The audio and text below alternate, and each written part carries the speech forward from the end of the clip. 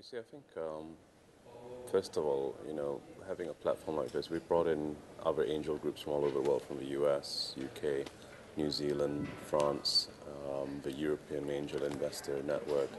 I think for us, we're trying to develop a best of breed angel system, and we obviously have a lot to learn to really leapfrog. But I think the fact that we're starting slightly later, but with the advice of all of these other guys, is probably a better thing.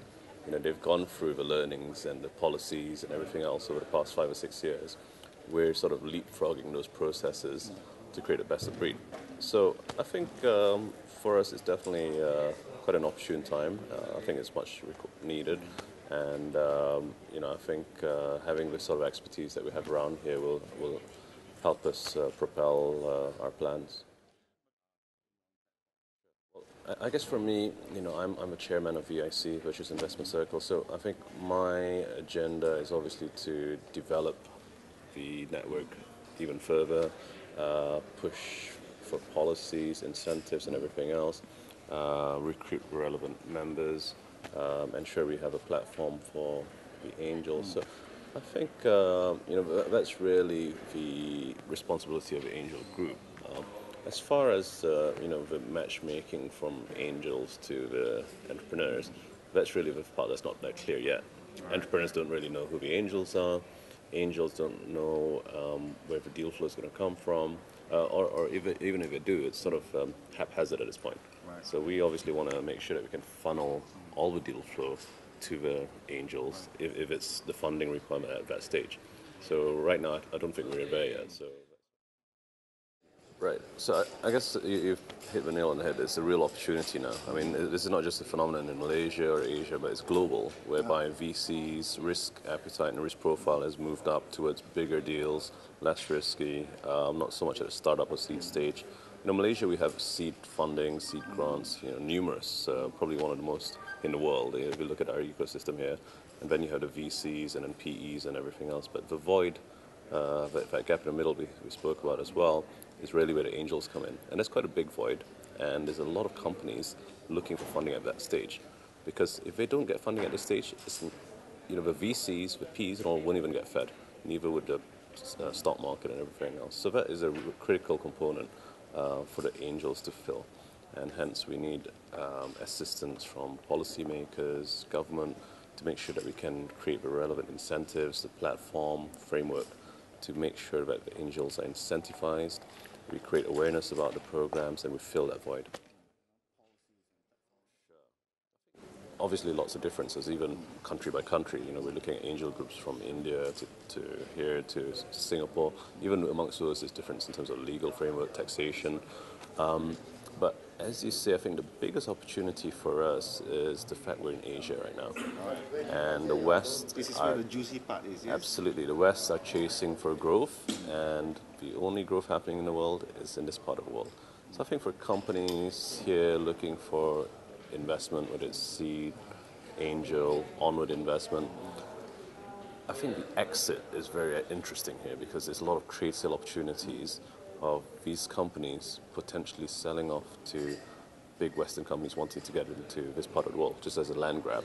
And I see it every day because I'm so involved in this sort of thing. So I think that poses a huge opportunity for the angels to exit, but also the entrepreneurs to get to the next level. I think I mentioned that I brought a company from angel to IPO directly, which is a real exception, to be honest. I don't think it's the norm, and probably less so in these current economic situations. IPO is getting, rarer by the day as an exit strategy, not just in Malaysia but everywhere. Mainly because it's to scale to that level very quickly without the stages of funding in between them, from say seed, angel, VC, maybe Series A, B, C, D, VC, then a PE or IPO, is quite rare. Hopefully we do have those sorts of iconic champions, great.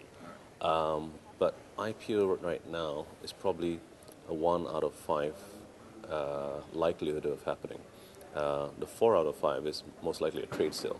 And especially when the West are looking at companies here as a way to get into the geography, so basically a land grab, that's the most likely route. And to be honest, I've done a public listing before.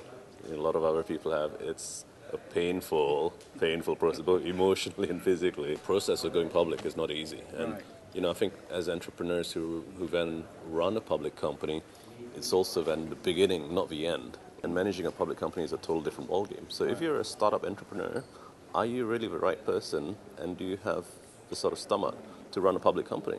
It's a total different ballgame. So I think these are all the things that one needs to consider. And maybe it's not everyone's end game, especially a young internet entrepreneur, to run a big public company. You may at that stage get professional managers or what have you, but it's not necessarily the exit route.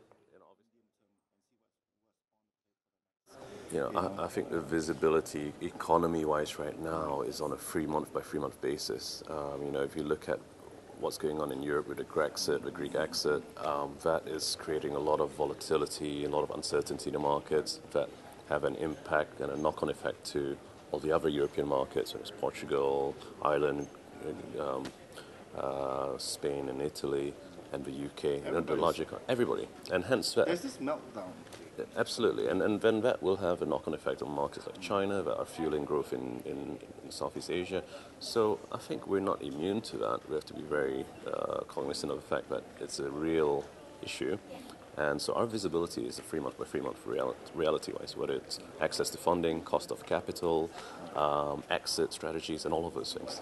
We're all in this together. With that note, thank you. All right, thanks very much.